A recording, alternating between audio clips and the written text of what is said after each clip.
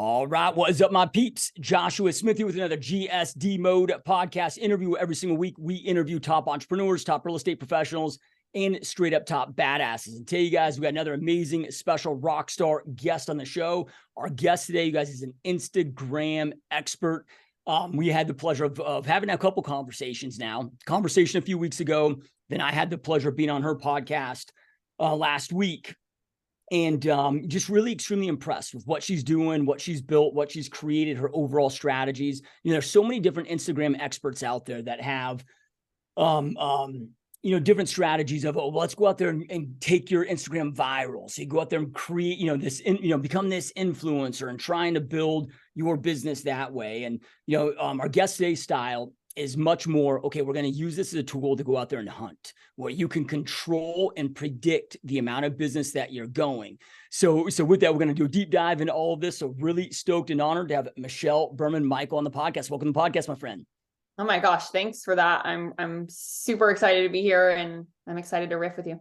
Yeah. Now we're going to go deep into this, man. This is going to be a lot of fun. So, but before we get into all these epic strategies that you're taking your clients through and that you're doing, rewind the clocks before you had this coaching business and like, how did all this begin? What did you do before? How did Instagram begin and the expertise in Instagram that led you to starting the coaching business? Great question. And one of my favorite stories to tell, because I feel like most people have been there. Most people have experienced similar things along the way that has led me to where I am today. But so entrepreneurship for me, I feel like was a non-negotiable, really, from the day that I knew what that even meant. But I grew up competitively swimming. I swam for 22 plus years, was recruited to swim at Rutgers, graduated in 2012 and immediately went in to get my master's in social media public relations. My undergrad is in journalism and psychology. And my thought process there was, I'm going to write a book someday, but I know that if I want to write a book, I have to understand humans. And so hence the psychology degree. But my master's was in social media public relations, which at the time was so new. Like social media as a whole was so new in 2012 that a lot of people were just starting to dabble in Twitter and Facebook. And there was a lot of things behind that where people weren't really sure what the true power of this could be on an advertising level.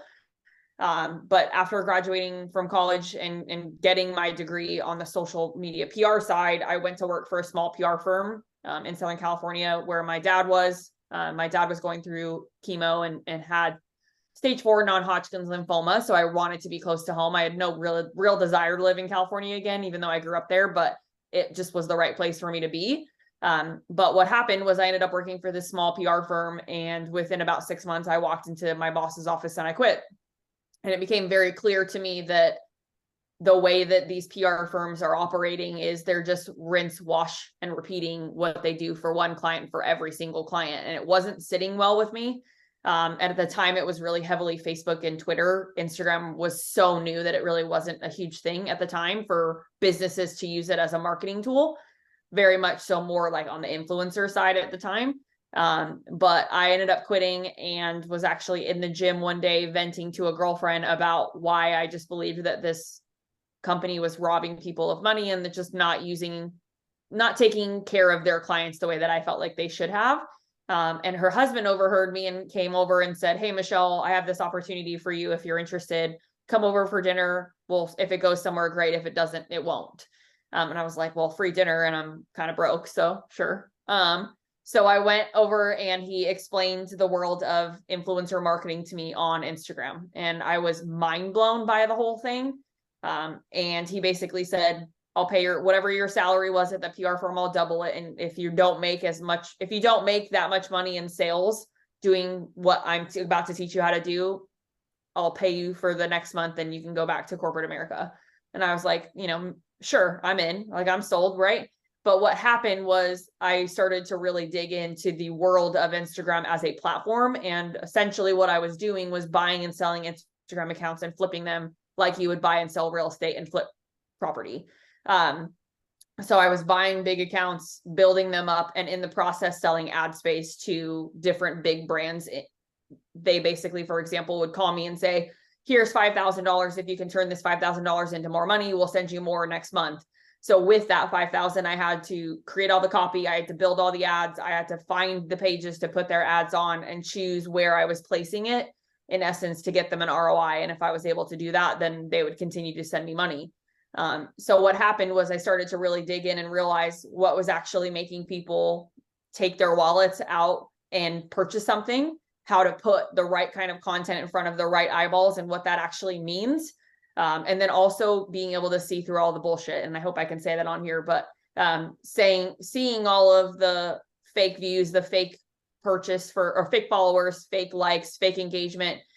Because if you have this really big account and within the first 5 to 7 minutes, if they're not getting a certain number of hits on it, it's very obvious that if it goes from that to a big spiked number, that it's not real. And so I was just really studying every single metric on the platform, like obsessively. And it became very evident to me that there was a huge hole in the game, and the amount of vanity metrics that were out there that were sort of inflating what was happening was pretty sad. So I did that for almost 4 years. And then I actually hired a business coach in the UK at the time. And I basically said, how do I scale this thing? So I flew to the UK for 8 days, sat in coffee shops with him and his wife over the course of those 8 days, and mind mapped out what is now known as Beyond the Method. And the funny thing is I still have that picture framed because it was just that cool of a week for me. But imagine like a big piece of white kind of poster paper with Sharpie all over it and just like arrows and everything. And at the very bottom was the name of my course, Beyond the Method. And we circled it and we put a big star next to it and we're like, that's it. And that was in 2018. And now it's, 2023, but I landed back in the States, fired all my clients, and spent the next 6 months building Beyond the Method. And we officially launched in July of 2019. We now have students and clients in 47 states and 3 countries. And here we are. Yeah, that's so badass. So I'm curious with like what made, because your previous experience was with these big brands, big influencers, selling ad space. But I know that Beyond the Brand is really niched down to real estate professionals, so realtors, team leaders, broker owners, and mortgage professionals that aren't necessary, unless you're like the Ryan Serhants of the world, but most aren't necessarily huge brands out there. Like what made you transition from, the 2 different worlds, I guess? Yeah. So one of the big brands that I was working with really heavily at the time in the influencer space was Beautiful Destinations, which is a very big real estate brand on Instagram. And really what they are is a travel agent type company. Their goal is to get influencers to get people to travel to certain destinations for tourism. So I just kind of started falling in love with that side of it. And then in addition to that, I had just actually bought my own house for the first time at 23. I had a bunch of money in savings and my parents were like, you're single, buy a house. And I was like, okay. So bought a house and renovated the entire thing from scratch. Basically, we ripped everything out, and my fiance and I at the time did everything ourselves with our own 2 hands, which was very hard. Don't recommend. But I started realizing that I kind of had this love for it. And then more importantly, I met my now business coach, who you and I both know, and mutual friends, Grant Wise. And it became very clear to me that there was a massive hole in the real estate and mortgage space in this particular lane, right? Most real estate agents, and more so on the mortgage side, even than on the real estate side, they were years and years and years behind. They were barely even using Facebook properly. And so we took advantage of the hole in the game, and we said, hey, I love this. I could talk about it all day. So why don't I actually just only work with them? And it was a really easy decision, honestly. I don't personally sell real estate. I do have my license, but I use the 25% referral fee because I know a lot of people in a lot of states, but really that's all. Yeah. Love it. So then, all right, so maybe let's start with, outside of not having an account and not doing anything with it, like outside of that, but let's start with the biggest mistakes that you see real estate professionals, and it's probably the same for mortgage professionals, but this podcast is kind of more geared towards, I don't know if we get a lot of lenders watching this, but I'm sure the mistakes are similar, but for sure the same. But like, what are the biggest mistakes that those that are trying to grow their channels and trying to gain business from them that they are making? You and I are so aligned on this, but number one is they're way too focused on what doesn't matter. They're AKA metrics that are not serving them. So they're too focused on how many followers they have, how many viral reels they can get, or how many likes they're getting on their content. And so they're obsessive over, it has to be the perfect reel. It has to be this viral thing, right? If I don't grow 200 followers in a month or 500 followers in a month, I'm not using this service, right? So then they'll just quit.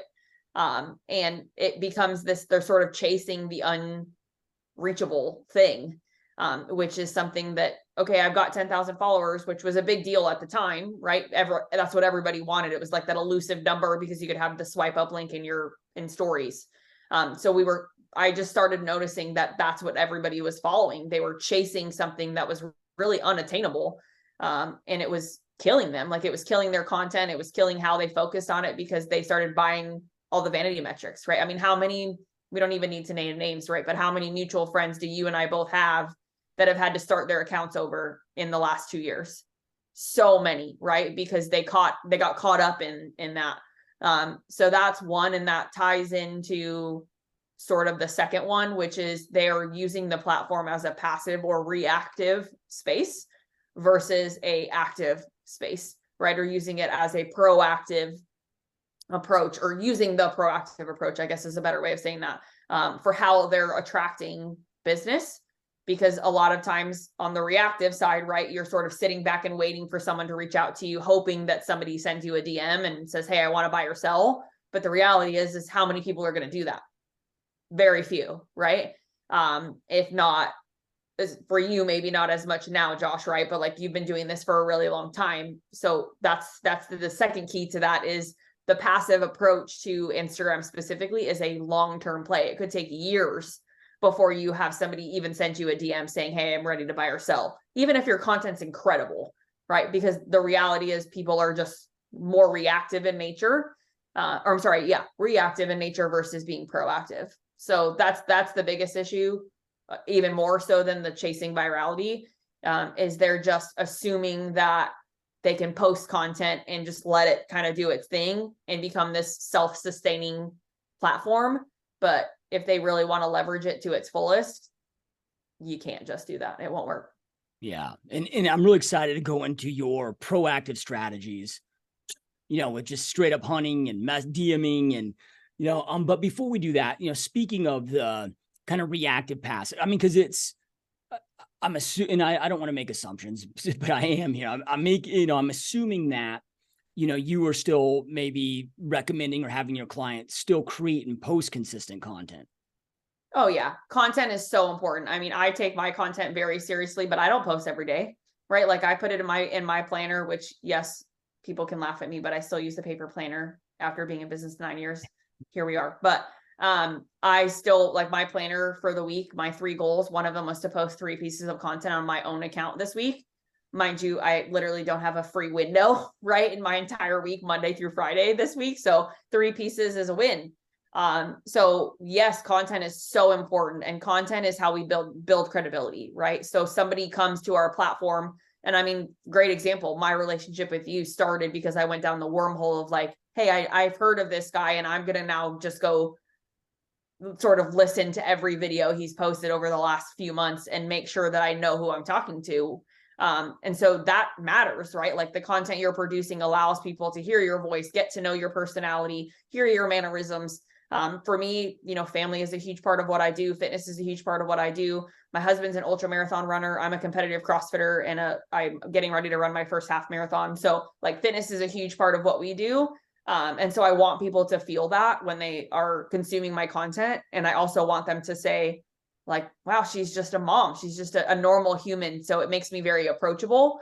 And so content matters, but it's not the only thing, right? And it can't be, this is where this will get into part of what I'm sure we'll talk about, is it can't be all on one side or all on the other side, because your content is that thing that's going to drive long-term success, right? Because if you look at, can your content, this is a big question I ask people all the time, can your content withstand anything that happens in our society, anything that happens economically, anything that happens, socioeconomically, like over the course of several years?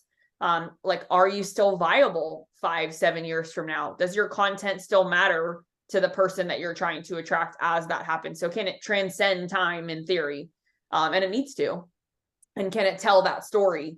Because if I know you probably are the same as me, and we could probably laugh about this now, but back then, like if you go back 2-3 years on our account and you scroll back, you're like, yeah, my content was way different back then than it is now. But it tells the story of who we are and the evolution of why someone should trust us in business. And I think that is so valuable. So then, I when I'm talking to those in our industry that understand the power of these platforms, but a lot of them get bogged down or stuck or overwhelmed in well, I just don't know what to create content around. So, what are some just top tips, when it comes to frequency, and then as well as like, what are some of the, important things to make sure that they are posting content around? So I'll give you my top two. We have 4 pillars that we teach, but I know anybody who's dialed in with you knows that pillars are designed to sort of be interchangeable based off of like what your specialty really is, and what you're doing in business, right? If you have a podcast, that's got to be a pillar, like just period. And if you don't, then that doesn't ring true for you, obviously. So I'll give you what my top 2 are, and this is non-negotiable across the board, whether you're somebody like me or you listening to this, or if you're a real estate leader, team leader, maybe you're not even in production anymore. Maybe you're the brand new agent that just started yesterday, right? It really doesn't matter. But the 2 non-negotiables that I teach, number 1 is value series. Value series is the most, in my opinion, the absolute most important piece of content you'll ever produce. But what it is one topic divided into 5 sub-questions. Each of those 5 sub-questions is a 90-second video or less.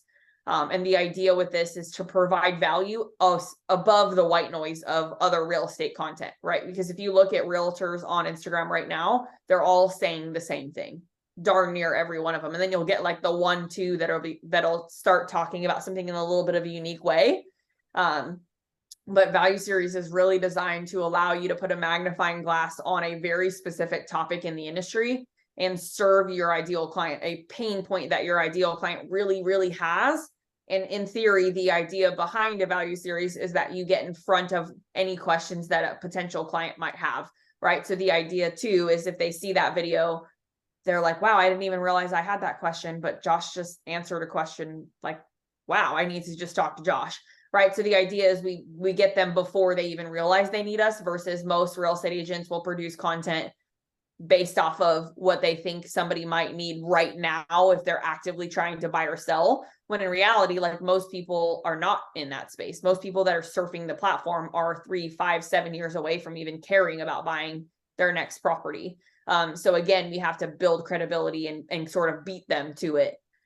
So a great example, I just actually DM'd somebody on Instagram and the other day and told her this, but mind you, I'm a little bit of a bulldog personality wise. So take it with a grain of salt if you want to, but I sent her a message because she had posted in stories about the homeowner's insurance like lapsing for some of her clients. And so it was like a PSA, like, don't forget to renew your homeowner's insurance. And so I immediately took it as an opportunity to sort of love on her and help her create better content, because my point to her was homeowners insurance lapses for a lot of people because as soon as we close on a house, we get 15 things in the mail saying, hey, don't forget you need this. Hey, don't forget you need to pay for this. Hey, and it's like $70 here, $90 here. Hey, your homeowners insurance is going to lapse over here. And I don't know about you, Josh, but like I've bought 5 houses now in my life and it's happened all 5 times. We get 10, 15 pieces of paper and we're like, what's real, what's not, right? So, I mean, I've called our agent multiple times. I've done my own research multiple times. I've Googled it and found that 90% of it is spam mail or somebody trying to scam you out of money. And so I said to this lady, I said, instead of talking about homeowners insurance lapsing, make a value series around it. Make a 5 video series talking about the 5 different things to look for after you close a house when you get all of this paperwork in the mail. So you're taking a topic that other people might be talking about, but you're doing it from a perspective where the client or the borrower, in this case, buyer seller, can actually say, oh my gosh, yeah, I never even realized that was an issue, but you're so right. That happens every time. Right. And it creates this sort of piqued interest.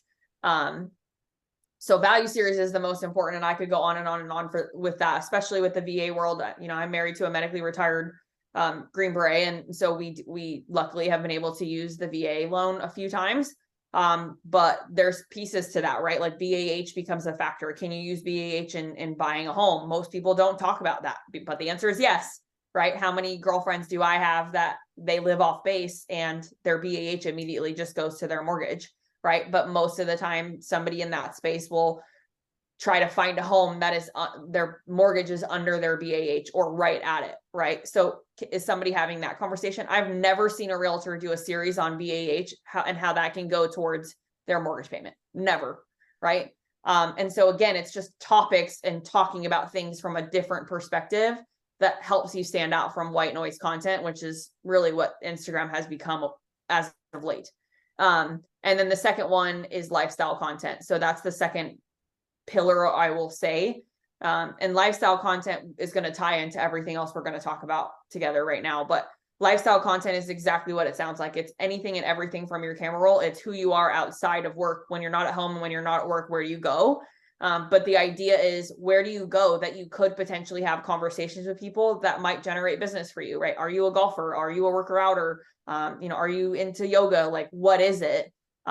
Because that matters. And people will say, well, I never leave my house, I'm always home. Okay, well, do you garden? Do you like to cook? Like, what are the things that make you a human outside of having a job?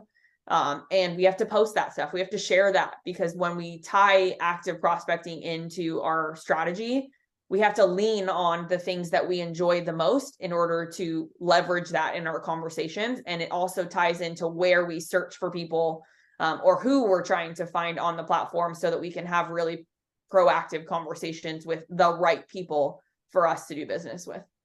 So then, I know that you mentioned, okay, you personally aren't posting every day, but sometimes the coach, it's almost like being the mechanic, where we get so busy working on other cars, we don't always work on our own car. So is that something with clients as like, hey, you should be posting once a day, or, hey, like what's the minimum amount that somebody should be posting for content to stay semi-relevant? Yeah, so I say 3 to 5 stories every single day, all day. Stories are super, super easy. If for whatever reason a piece of content for your grid fails that day, if you're using a scheduling software, but you got 3 to 5 stories out, like you're fine. But as far as content is concerned, like our VIP program, we post 30 days out of the month. So basically there's a piece of content going out every single day.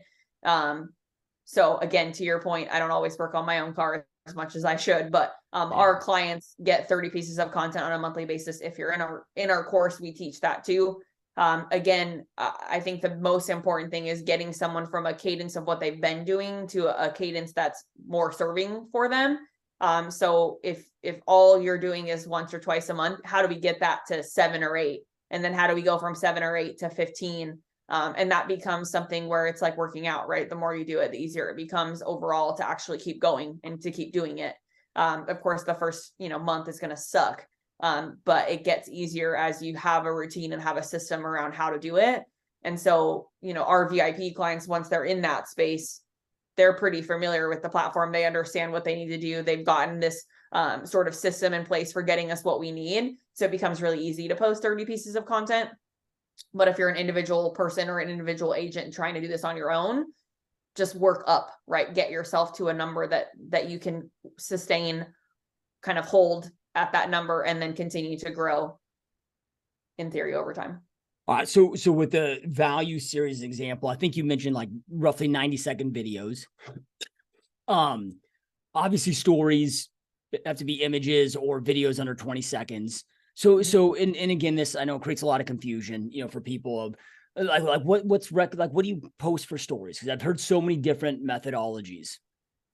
Stories for me is really simple, and I never overthink it. It's just legit anything going on behind the scenes in my life, right? Yesterday, for example, I got all the swatches in the mail for our blinds that we built a new house.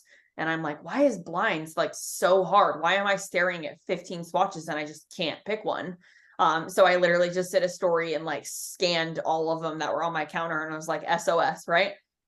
It could be videos of me working out. It could be me sitting on my couch in the morning writing an article, right? Like I just finished a 1,000-word article for a news publication that's coming out. And I was sitting on my couch with a blanket on. My dog was laying next to me. I had a cup of coffee in my hand, and I just took a quick boomerang of it, right? So for you guys, if you're at an event, right, it might be a behind the scenes of you walking, saying, I'm about to walk into day number 1 of XYZ. I'm so stoked to see this person. And then you tag that person, right? With the hope of potentially getting reshared. I had a gentleman yesterday who I talked to about this, and he's like, well, I have this broker open on Friday. How should I promote the broker open in my stories? Like, is that even make sense to do? And I said, post something on your grid talking about the broker open, right? Make a template in Canva, make it look good, put it on your grid. And then leading up to Friday, so this was yesterday, right? So leading up to Friday, you post something in stories every single day about the broker open. And maybe one of the days of the week in stories, you actually share the template again to your stories. And then the morning of, you're getting on stories and you're saying, hey guys, I'm stoked to be here. You're scanning the room and sort of like this real time experience of being there with you. But as far as your grid content, it's a little bit more curated. It's a little bit more planned out. Whereas stories is just super off the cuff and very behind the scenes. Now, that doesn't mean you can't repurpose it, right? That doesn't mean if you take a bunch of videos and pictures from a conference or from an event or even just at Disneyland with your kids, that you can't repurpose that content into something that goes on your grid later on. And we absolutely coach that, because stories you can save them. You can download and save them and turn them into a reel. You can turn a whole highlight into a reel now on Instagram. Yeah. So then, so why are stories important? Is it just because they're at the top? No, It's gonna so sound terrible, but I didn't even know stories existed until like 3 months ago. My wife's like, you should be doing stories. I'm like, what the hell's a story? And then because I never log into like the apps on the phones. So like I didn't even know that they existed there. Right. So my gosh, that's funny. is it just because it just keeps that front of mind awareness? No, so stories are really a kind of a unique thing that Instagram came out with. It's stories really is the Snapchat of the social worlds on Instagram. And this is why people will say, like, Michelle, why Instagram? Why is that your platform of choice? And my answer is always the same, which is it's all of the platforms in one, like truly.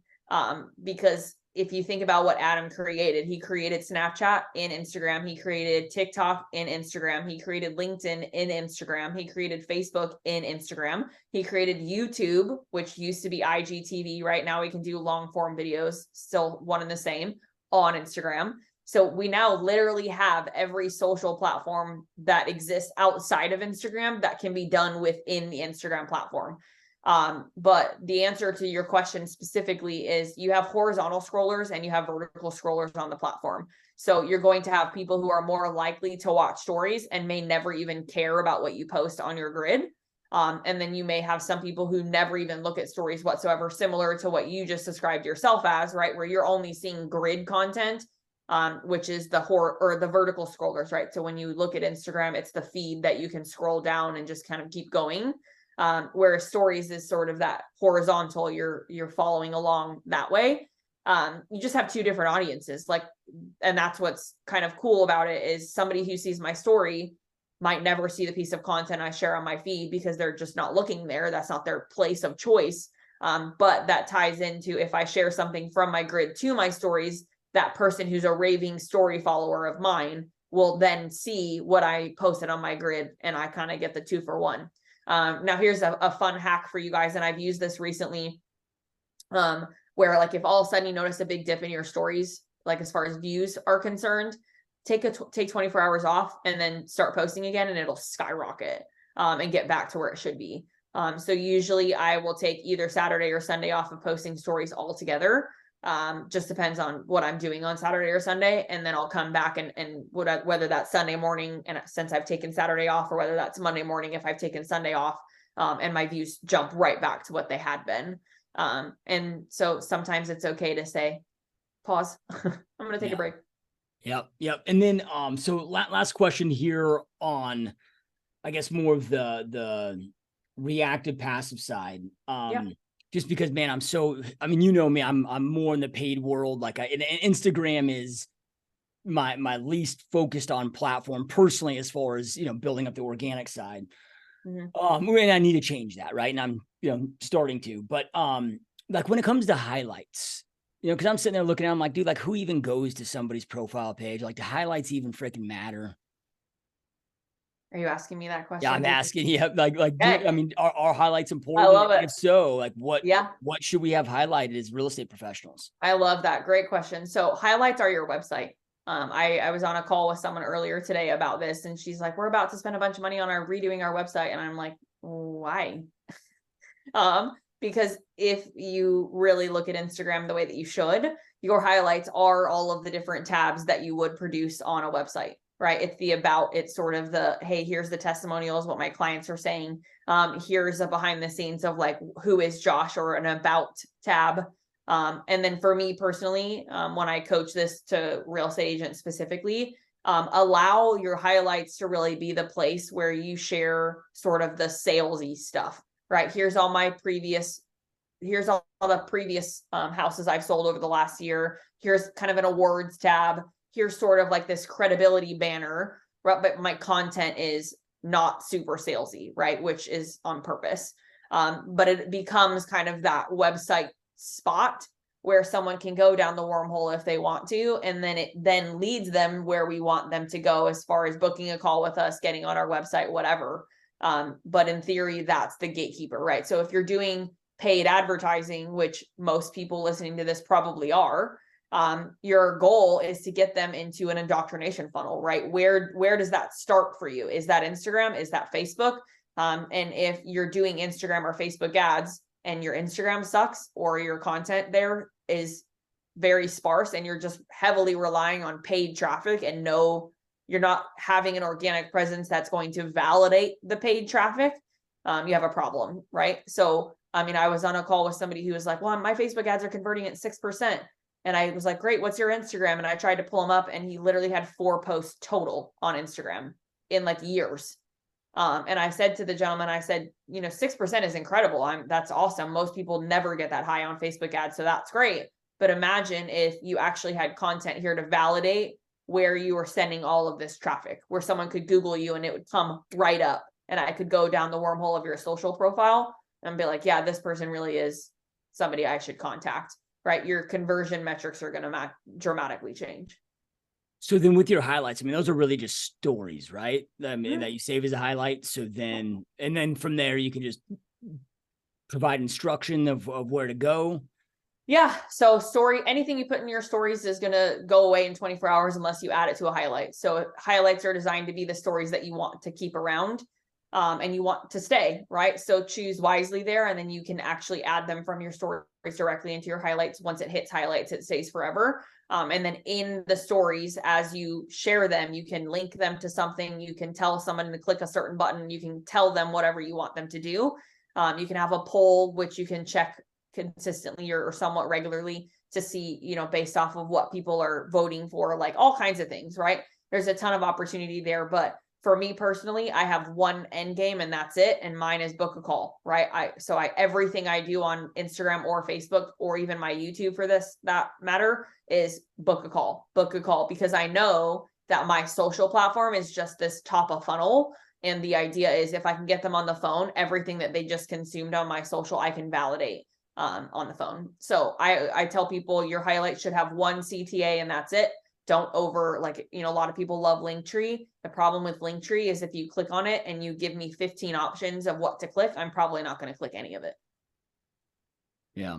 Yeah. Good point. Okay. So then, is there anything that we are leaving out, or anything that I'm not asking that I should be asking, on the kind of organic, more passive side before we get into the more proactive side? The secret sauce.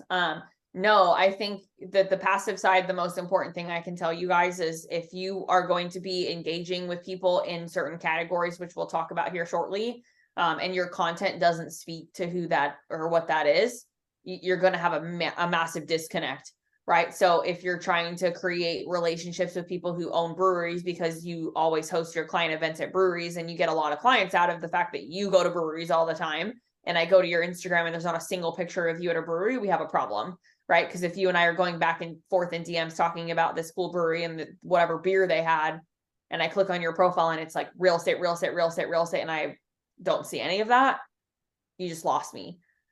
So it's important that the passive side of what you're doing is taken seriously, and done with intention.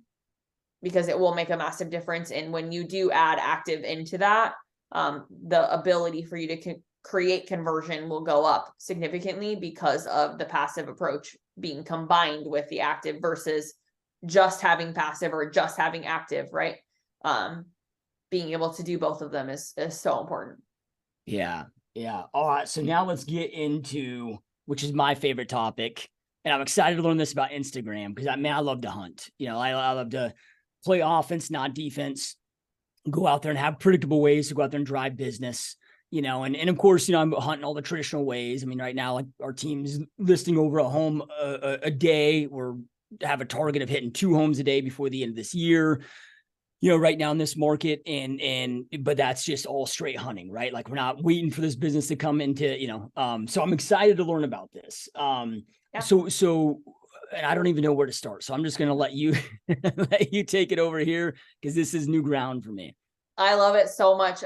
So active prospecting on Instagram specifically is sort of something that I created kind of on accident in a way.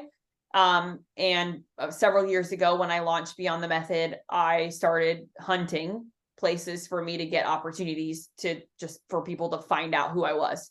Right. So my first approach to it was podcasts, right? I didn't have my own yet. I knew my content was really good. I knew what Beyond the Method was really good, but I was like, I just need more eyeballs in front of what I do. And so I said, well, my content is on Instagram. I love using Instagram. Why don't I go find people that are on Instagram that could let me talk to their audience about what I do? And so I started headhunting podcasts. And I reached out to several of them. Most of them said no at the time because I had never been on one. And the very first one I reached out to that said yes was a gentleman named Phil Treadwell, who runs Mortgage Marketing Expert, one of the biggest mortgage podcasts in the country. And I said to Phil, hey, I'm new to the being on podcasts, but I just launched my course. And long story short, I just need more eyeballs on what I do. If you're open to a conversation, I would love the chance to just explain to you what I do and see if it makes sense for me to be on, and if it does, great. If it doesn't, no harm, no foul. And I started getting a lot of yeses after I got on Phil's. And so I realized that there was something to how you message or how you ask in order to get the result that you're looking for. And what I started to realize was that 95% of my asks that got accepted were because I focused on a personal aspect of me, not the business side of me first. And so I created and essentially built an entire strategy around how to actively prospect people that you want to be talking to that are in your ideal client category, or fit that avatar, if you will, in a way that doesn't come across salesy. And so great example, right? How many of you guys, both Josh, you and I included, but those of you guys listening, how many of you guys get salesy DMs every single day? Right? You get somebody that reaches out to you saying, hey, I would love to chat with you. Hey, this is a recent one that I've been getting, where they're like, hey, just out of curiosity, where are you based out of? Like, you can tell that they're baiting you and trying to sell you something. And I hated it. I hated the feeling of being on the receiving end. So I crafted everything around solving that problem. So the idea behind the active prospecting, side is picking categories Monday, Tuesday, Wednesday, Thursday, Friday, and doing what I call my 45-20 rule. So 45 comments and 20 story replies every day, Monday through Friday. Now, if you want to do it Tuesday through Saturday or Wednesday through Sunday, I don't care. Pick your 5 days. Most real estate agents, though, Monday through Friday makes sense. Saturday, Sunday, you're busy showing houses or open houses, whatever, right? So what 45-20 is it's 45 comments on people's content on their feed, and it's split between 3 categories. So accounts, geotags, and hashtags. Geotags is one thing that most people have never heard of on Instagram, but basically it's account, like location tags, where like on Facebook, you can check in somewhere, right? If you guys have ever gone to the airport and you go to check in and it just automatically knows that you're at, BNA and Nashville airport, it's because your phone knows where you're physically located. Geotags on Instagram is the exact same thing, just the Instagram version of it. So you're executing 45 comments across these 3 different areas in one specific category. Now, I'm going to use you as an example, Josh, and we'll just leverage that. right? So as a real estate agent, when you're not at home and you're not at work, where do you go that you could potentially generate conversations? Gym. Okay. So great. If the gym is one of them, then one day of your week is going to be the gym, or we'll just call it gym day. And all you're going to do is you're going to find 7 to 8 accounts that are gyms locally in your area. It could be, maybe it's a Globo gym, maybe it's a CrossFit gym, whatever, whoever you are, narrow it down. You're going to find 8 accounts. You're going to find the geo tags of all 8 of those accounts, or the geo tags of some other accounts aside from those 8. And then you're going to find the hashtags related to those types of gyms, or even better, use hashtags that those gyms are using, right? Because if those gyms are using certain hashtags in their content, their gym goers, or the people that are paying them a membership, most likely are searching those types of hashtags. So across your day, right, on your tracker, you're engaging in these 3 different categories based off of that. So why does this matter, and why is that relevant? Because if you think about it, if you are an active gym goer, what's an easy conversation that you could have with somebody? I'm just shooting the shit about their workout. Talking about programming, hey, Yeah. like what are you working towards? What competition do you have coming up? Like you could talk about the gym all day, every day, right? So when you're building your tracker out, think about that. I call it your third place. That's what we coach. So your third place is the comment being when you're not at home and you're not at work, you're at your third place. So for you, that's the gym, and there's lots of other ones I know, but we're just going to hyper focus on that. So you're going to execute 45 comments in that one category for that day. So let's say you assign it to Tuesday, you wake up and you know exactly where you're engaging on Tuesday. You got these 8 accounts, you have these 8 geo tags, you have these 8 hashtags, and you're doing 45 comments on grid content. So stuff that people have posted on their grid. And then you're doing 20 story replies. So story replies are really important because they end up as DMs. So they show up in someone's private message inbox. And DMs are really important to end always in the form of a question and to live in the land of curiosity. So when you send somebody a DM in reply to a story that they posted, ended in a question, in theory, hopefully they respond back. And then you ask another question. Your job is to keep the conversation going to the point where you can then learn, which we teach, right? How to transition your conversation from we're talking about the gym to now we're talking about buying and selling real estate. And there's a knack to that. It takes intuitiveness. It takes, understanding sales psychology, all kinds of things. But it's easy if you know what to say and how to do it. So over the course of the 5 days, the idea is that you're having conversations in these sort of buckets that allow you to have really good conversations with people that you enjoy. The thought of working with them is something that you would enjoy, right? Because they enjoy things that are similar to you. Now, most important thing about this, and I don't want to glaze over it, is gyms. A lot of people will be like, well, how is that relevant to me? Like trying to buy or sell more or get someone to buy and sell real estate. Like if I am engaging on an actual gym's post, well, think about it in a different light, right? Because who's consuming all of the content on that gym's page? Other people that probably go to the gym, right?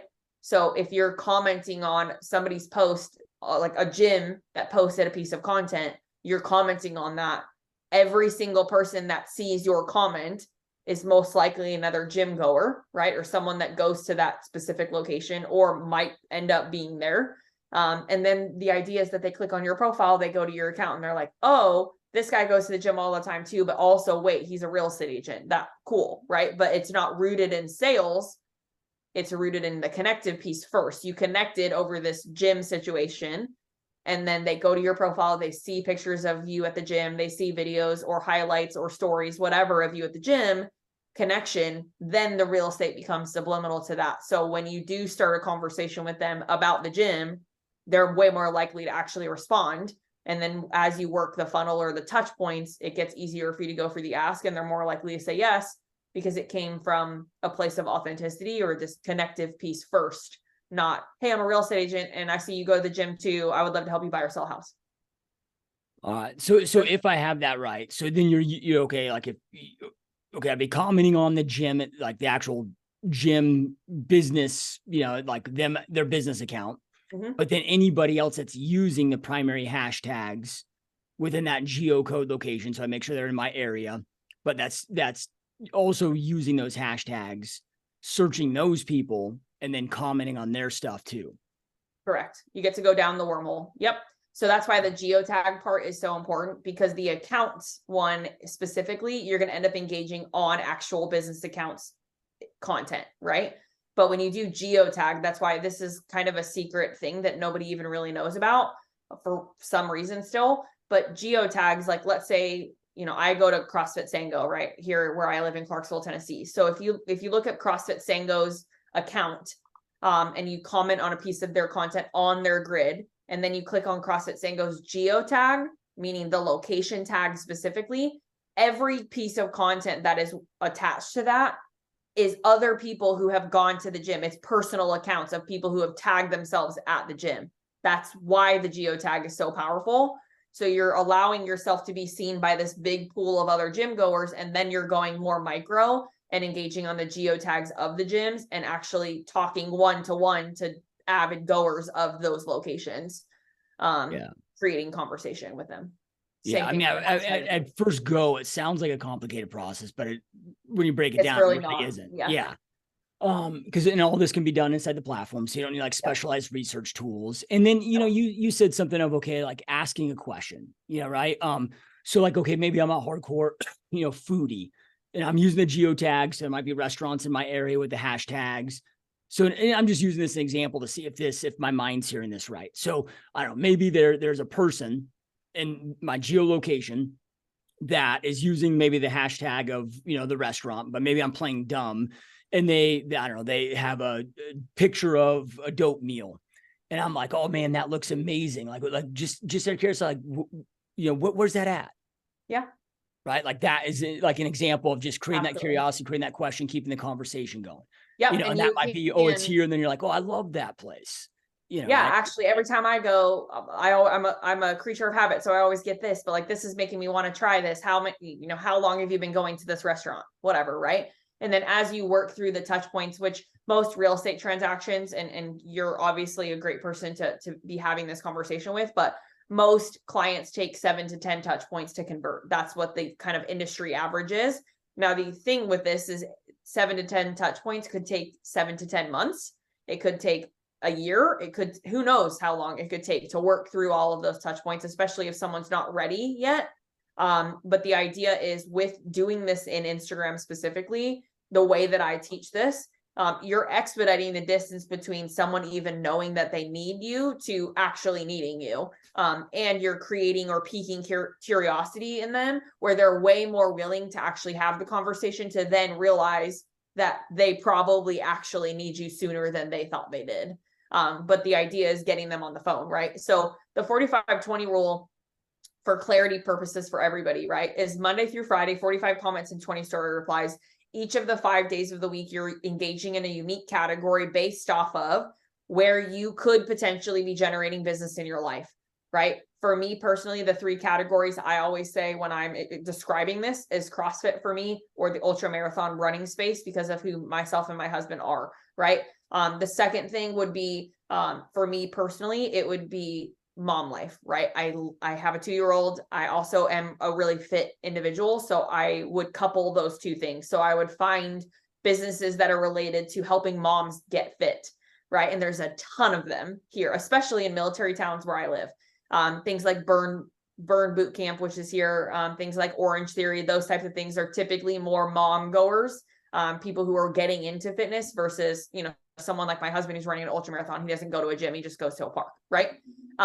So a little bit of a different dynamic. Now, my third category for me personally would be probably in something along the dog space. I have 2 rescue dogs. I donate money every year to a dog charity. If you guys are familiar with Villalobos Rescue Center, that's a big one for me, in New Orleans.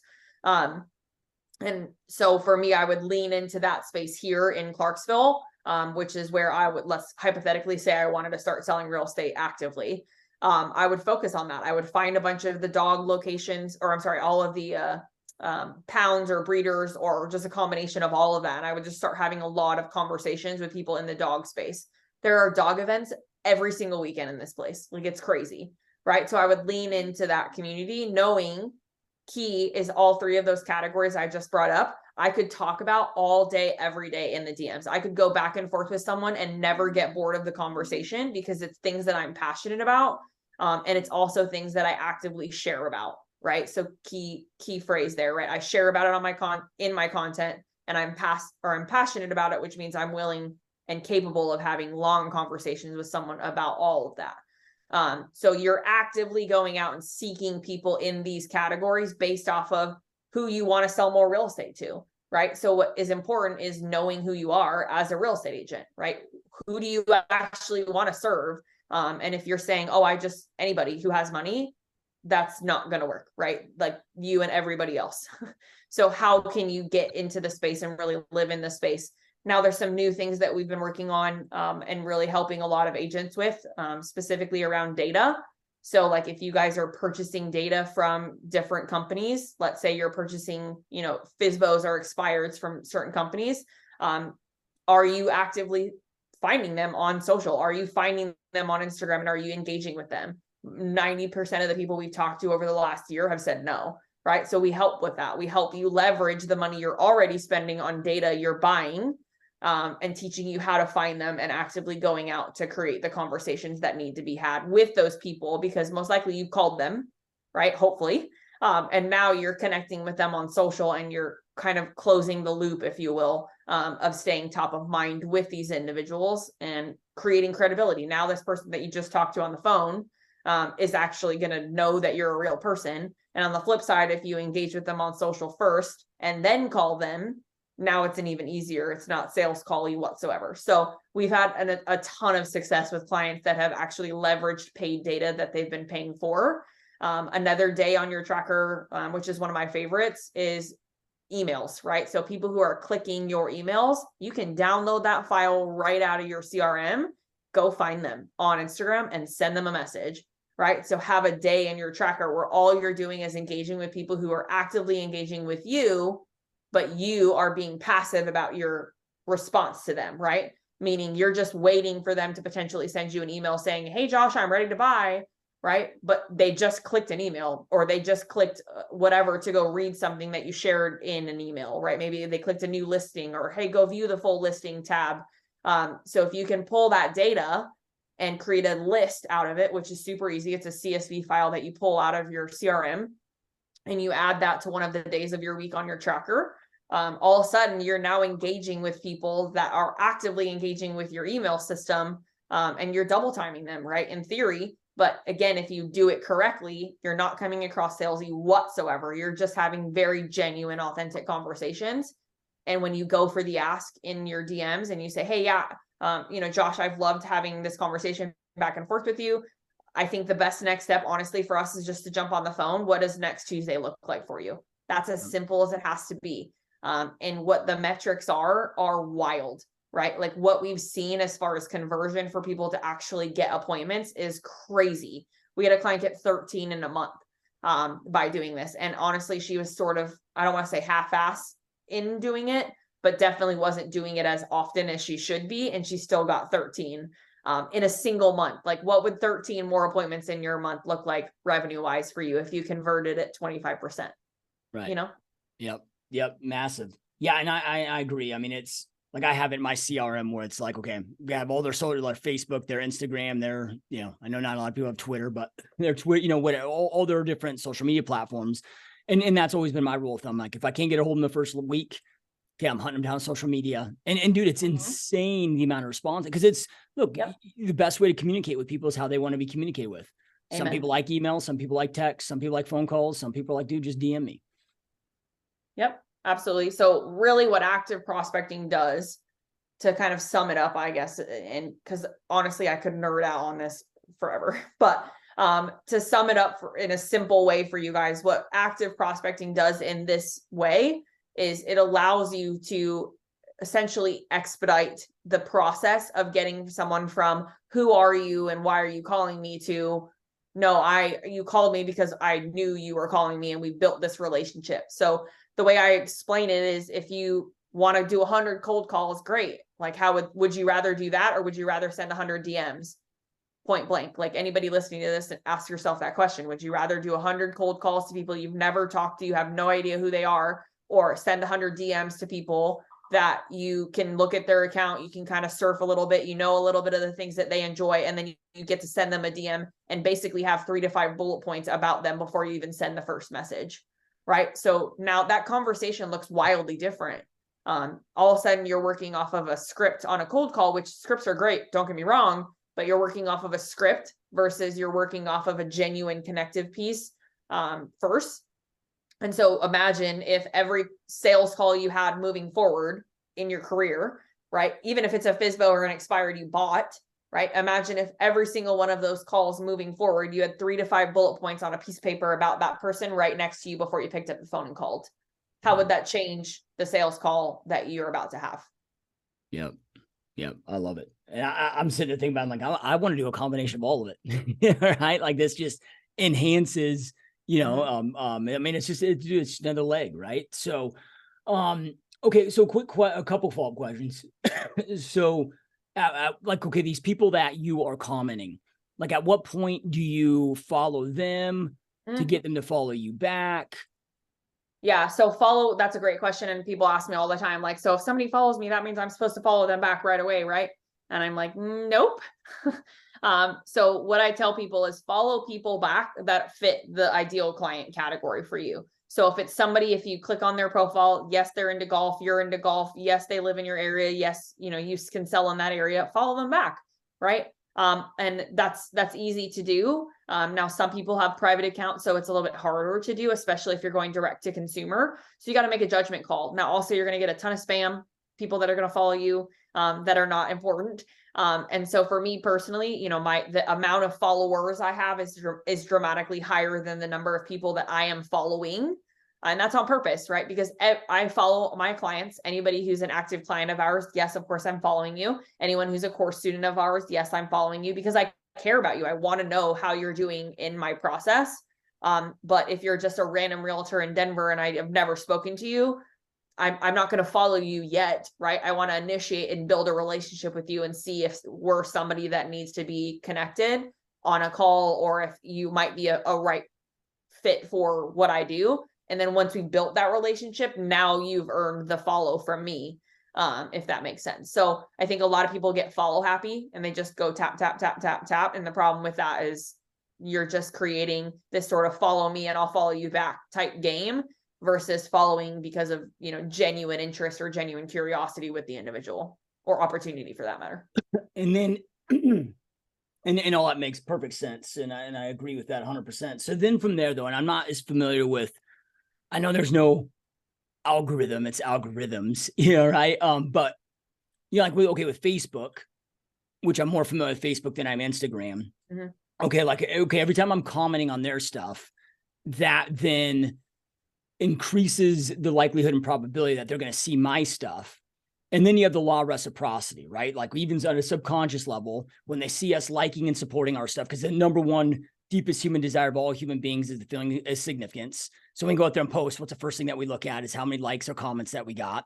So then even on a subconscious level, they might feel like they need to support us back with the content that they're posting. So I'm guessing that it's going to massively increase then the overall engagement on the things that we are then posting when you're doing the value content or the lifestyle content that you talked about previously.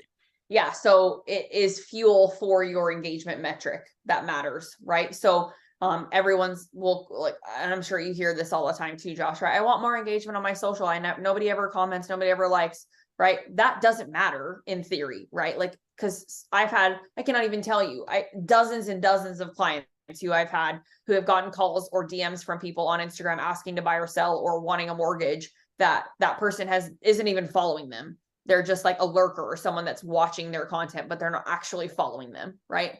I had a client who had somebody call her office and was like, I want to only work with you. She's like, how did you find out about me? He goes, oh, I've seen all of your content on Instagram. She looks him up. He's not following her, has never liked a single piece of content ever, right? So likes and vanity metrics mean nothing. What really matters, the ultimate metric on Instagram, the most important number for you guys to care about is your engagement rate.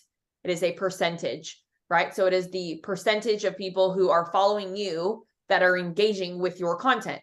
So if you have 300 followers and your engagement rate is 20%, you are killing it, right?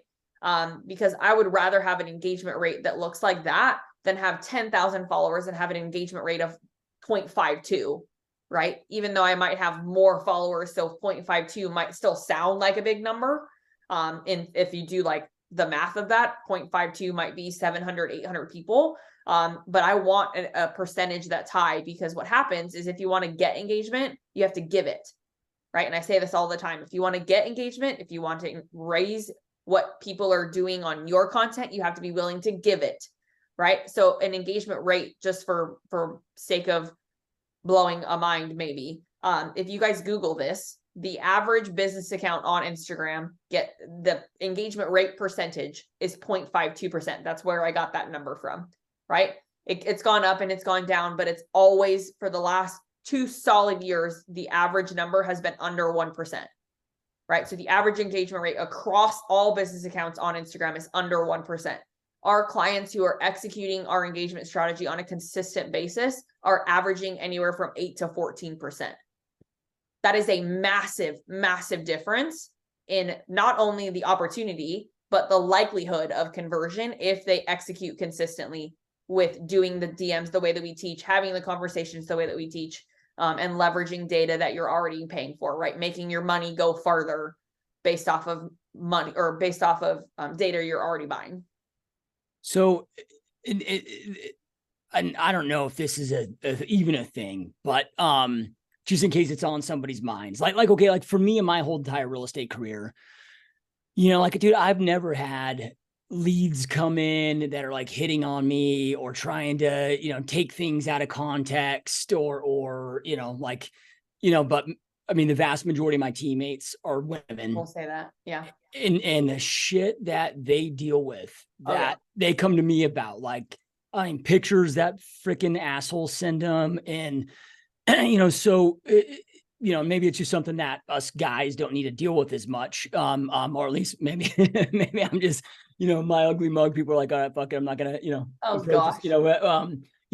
but with that, so even if you're a male agent, a guy agent, and you're going out there and doing this stuff, like, how do you not have people taking it the wrong way? Or is that just part of this process? And then vice versa, if you're a girl that's going out there and you're commenting all these random dudes and people's things, like, like how do you handle that? And is it just a nature of the beast where, hey, just something to be prepared for, it's going to happen, just delete, block, move on? Yeah.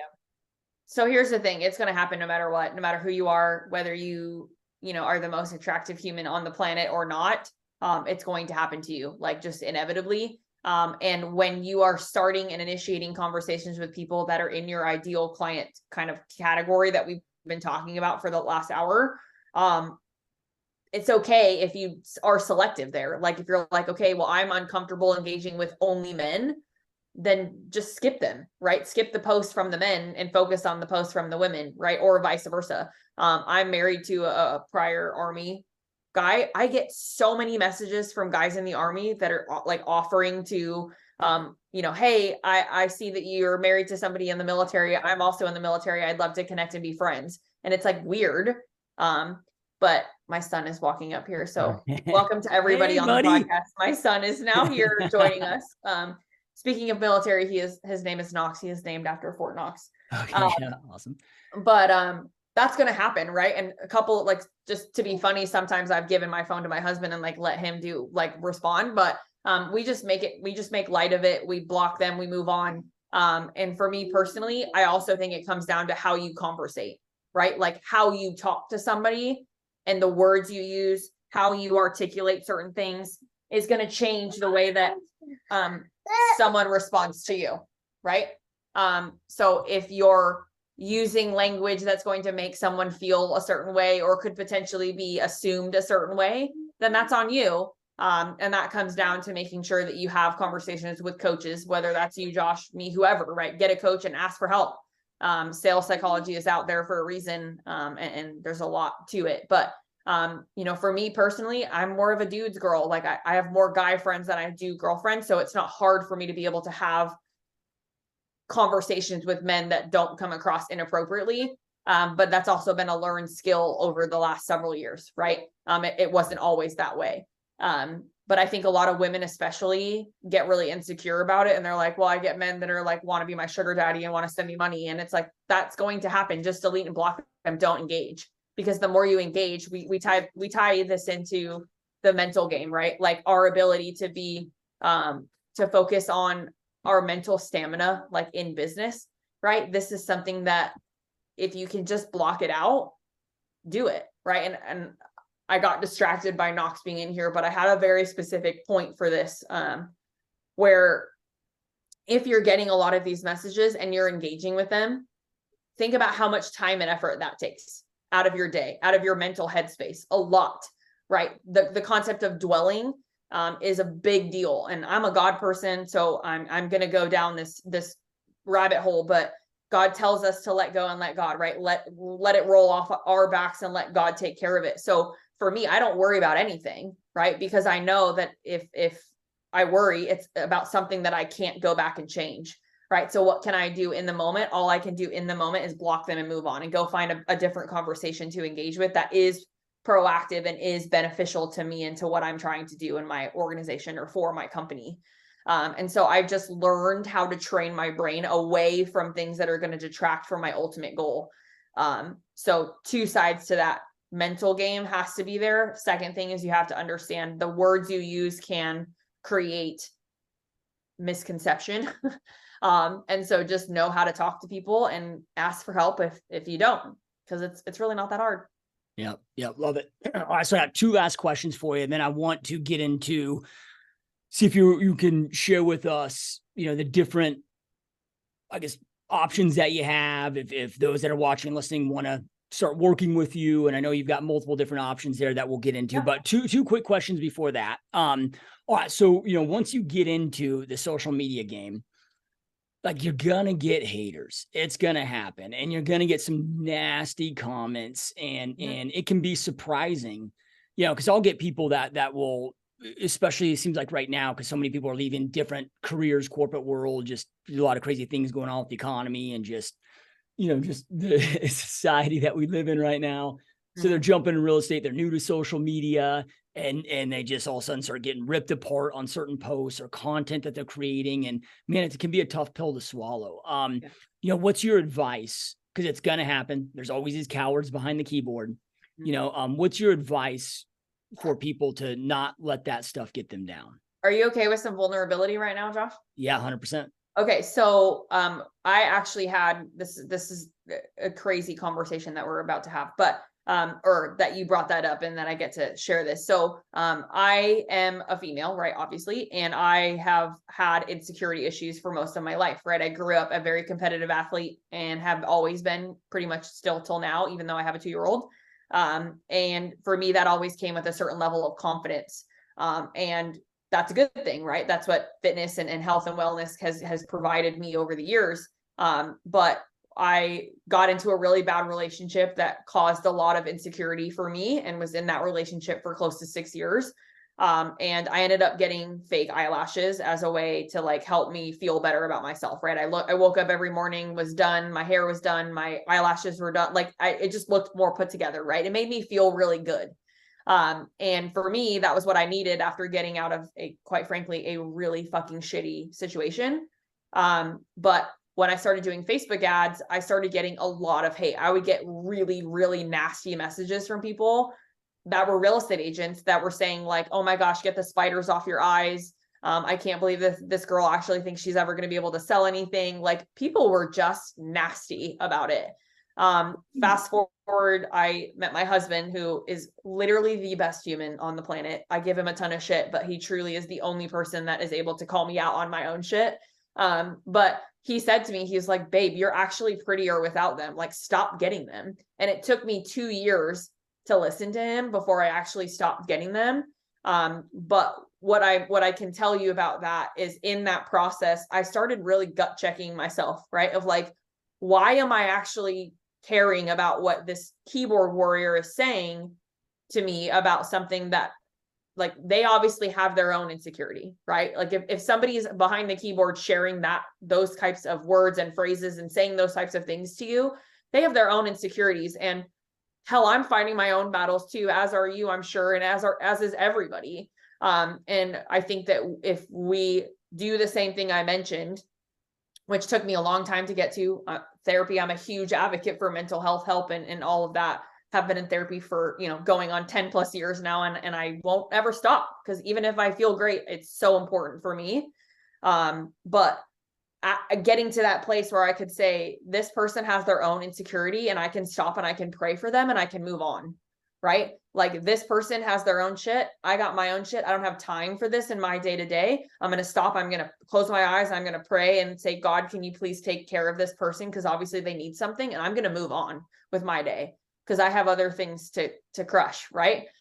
So I think it comes down to self-evaluation, right? Of like, how can you manage that, and what can you tell yourself to change the storyline? And it took me 2 years to get to that place, but I stopped doing Facebook ads for multiple reasons. I stopped doing some of the things temporarily that were affecting me in a negative way, so I could work on that. And then once I was able to work through that and feel confident in like understanding that I needed to stop and pray and move on from that person, I was able to turn the Facebook ads back on and not care, right? I was able to stop spending $300 on a month on getting my eyelashes done. Like, I just let go of a lot of that stuff that was no longer serving the ultimate goal, because I know that if someone thinks I'm pretty or not doesn't change the fact that I have value to add to this universe. Yep. Powerful stuff. Love it. Okay. So last question here before we get into learning more about your different coaching program options. So you went to school for psychology, human behavior. And I have personally, because I get asked this all the time, of like, dude, Josh, like, what do you recommend to go out there and study for sales books, whatever? I'm like, look, man, I have gained way more as far as my ability to become great at sales from studying human behavior and human psychology than I ever have any freaking sales book or any sales, whatever. What power has that brought to you with that understanding that you have about human behavior and psychology when it comes to the right messaging? What power has that brought to you, and how important is that when we are crafting those messages, like just to have some understanding there? Yeah, it's so, guys, if you even spent 2-3 months reading about this, like, it is insane what our brains do. I also think that for me personally, being in therapy over the last 10 years has actually also really contributed to my understanding of how we operate as human beings.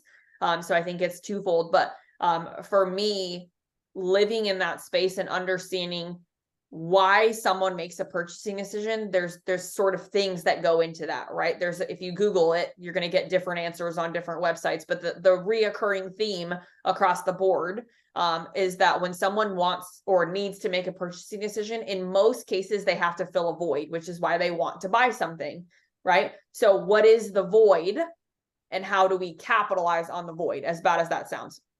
But essentially, that is sales psychology, right? That's our ability to tap into somebody's brain and say, what is the void that's going to get them from my wallet is secure in my pocket to it's now out, here's my debit card information, right? And so there's a handful of books I've read. One of my favorites is Lynchpin, if any of you guys are familiar with that, but Lynchpin by Seth Godin. My hands down favorite book I've ever read in my entire life, still to this day, is High Performance Habits by Brendon Burchard.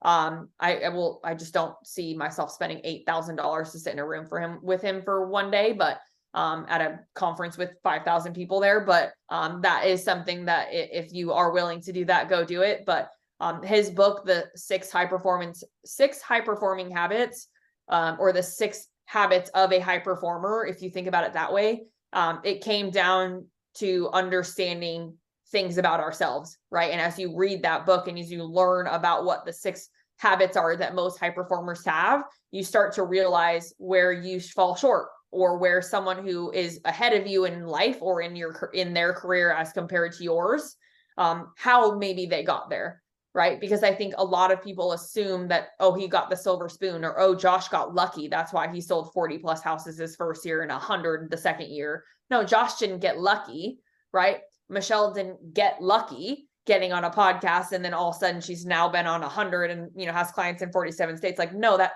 wasn't luck, right? That was executing 6 very specific habits of a high performing human and doing it every single day, 365 days a year, where it became a compound thing, right? Over time.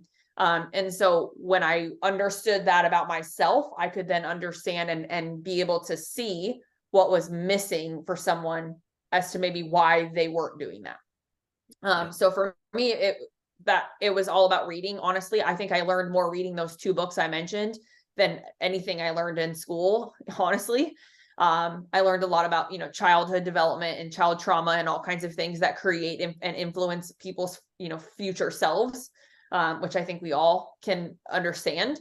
But 6 high performing, or Brendan Burchard's high performance habits, and the 6 high performing habits of humans show you the gaps in why people or how people need you.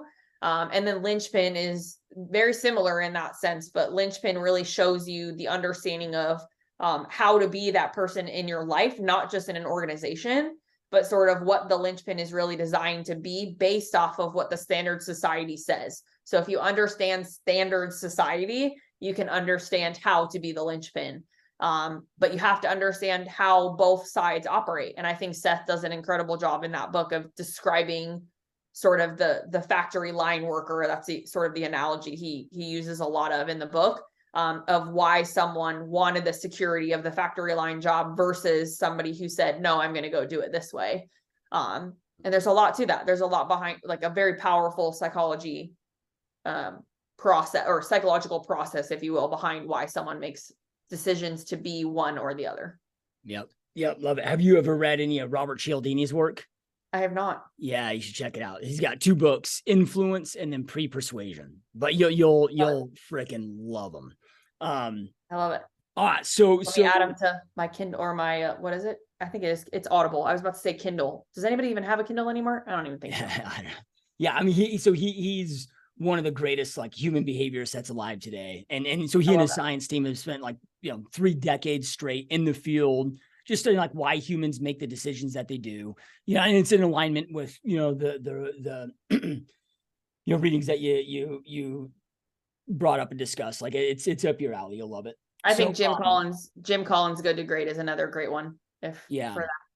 Yeah, because I mean, so many people go wrong with sales where it's like, nobody, like you don't sell features and benefits, you sell the result. And as you mentioned, it's the pain and pleasure. You create the gap, right? You get them to live in that gap, and then again, you're selling the results. And I actually think you can learn, maybe, and correct me if you think differently, and that's, if you do, great, maybe that's another podcast episode for us. But I think that the best sales psychology, or the best books you can read about it, actually are not sales books at all. Like they're not sold as that.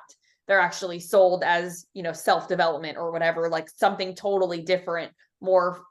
And nowhere on it in their description are they saying, if you want to get better at sales, buy this book, Yeah, I've never read a good sales book, to be honest with you, but I've read an insane amount, like Robert Cialdini's work as an example, that when you understand human behavior at a high level of why people do what they do and how to influence their whether it be a purchase decision or whatever decision that we're trying to influence, like that stuff has made a massive impact on my ability to go out there and sell. Absolutely. All right. So now, talk to us about Beyond the Method. I believe that you have, a few different kind of layers there, but talk to us about that.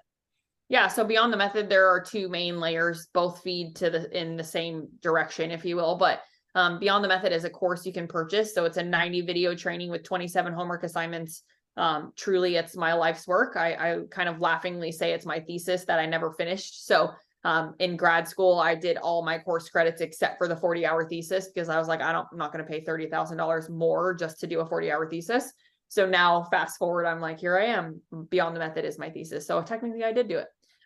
But it is very meaty. We're always adding to it. The program as a whole starts at that conversation of value series, and who are you as an agent, and who are you really trying to build as far as your persona and what you want people to perceive you as, how to create content above the white noise. The middle section of the course goes into the engagement aspect. It's the biggest module in the entire course for obvious reasons, based off just this conversation. You guys can tell it's a lot. But once understood, it's a very easy process to execute. The course also goes into the data aspect, right? How to find and leverage the data you're paying for to then engage with the data. It also ties in the flywheel effect, if you guys are familiar with the concept. So I tie in the Instagram flywheel and how to pick apart each of the 5 pieces of your flywheel to make sure that your entire business or the system behind your Instagram, and not just Instagram, but really this can, go to any aspect of your business, that it's moving, right? The power behind it is or the idea behind it is to transfer energy from one section to the next to keep the wheel moving. So I talk about that. I talk about color psychology a lot. I was my favorite class in college, but really understanding what different colors mean and how they help other people perceive you. And especially when you're trying to build trust in a digital space where someone doesn't know you, your color choices are important, and each color represents something different. And so I spent a lot of time talking about that for lots of reasons. Email marketing is how I wrap up the course, where if you're building all of this better content, you're producing a lot more value on a significant level. You're doing engagement at a significant level. How can we then tie that into how we market via email? Because quite frankly, most real estate agents' emails suck, and I receive them all the time, and they are just flat out awful. So if you're creating better content on social based off of all of this, how can we then wrap it up with a really pretty red bow and make sure our emails are equally as awesome? So beyond the method is that there's a lot to it. It's a self-paced course. So you can go through it as fast or slow as you want to. I always tell everybody it's lifetime access on purpose. It's my job to be really good at this. It's your job to go sell more real estate. And it's, ultimately my job to support that. And then on the VIP side, that's sort of the second avenue. The VIP side is where we actually do everything for you. So I have a very strong and robust team of girls that work for me. So we have a full content team, a full engagement team. So as a client of ours, you would have an assigned content coordinator and an assigned engagement coordinator. We would do everything for you, produce and develop all your content, write all your copy, do all your video editing. Everything is done in-house. I do not use VAs. All of these are real girls here in the US. No language barrier issues, none of that, which is important to me on the engagement side because of how we structure this. So the VIP side is definitely for the right person. It's not for every person. And then sort of the third opportunity with me is I love speaking in smaller rooms. I'm a more of a mastermind type of gal. Like I love small room trainings, like different brokerages that'll invite me in to do a training for their entire office, that type of thing. I love that stuff because I get to see light bulbs go off. So those are really the 3 options, but they're all based off of Beyond the Method. Yep. Love it. So if people that are watching or listening want to learn more, want to start working with you, where's the best place to go out there and do that? Maybe schedule a call with you or your team. Yeah. Berman Media Social is my Instagram handle. I'm sure, Josh, if you want to put that in the show notes, if not, just type in Michelle Berman Mikel and it'll pop right up on Instagram. But Berman Media Social, all one word, is my Instagram. Just shoot me a DM. Tell me that you heard me on here with Josh, because I love getting to share that with people like Josh, that's how those individuals found me. And then BermanMediaPD.com is the other way. On the website, again, your only option is going to be to schedule a call with me after you read a bunch of the other stuff. So that's definitely the 2 easiest. I respond to all my own DMs. So if you send me a message, it's definitely going to be me that gets back to you. All right. Awesome stuff. Yeah. And anybody that's watching or listening, as Michelle mentioned, if you just go below in the comments comments, the description or show notes, depending on where you're watching or listening, we'll have Michelle's Instagram account and website linked right down there to make it easy on you. And Michelle, truly appreciate you taking time out of your busy day to be here. This has been a lot of fun. Thank you so much for having me. I love it. This is my longest episode ever. Yeah. Yeah. I like the long form. I like to go deep with stuff, right? So yeah, no, this has been awesome. And those watching and listening, as always, we truly appreciate all your support. Keep kicking ass, and we'll see you next time. Peace. Thanks, guys.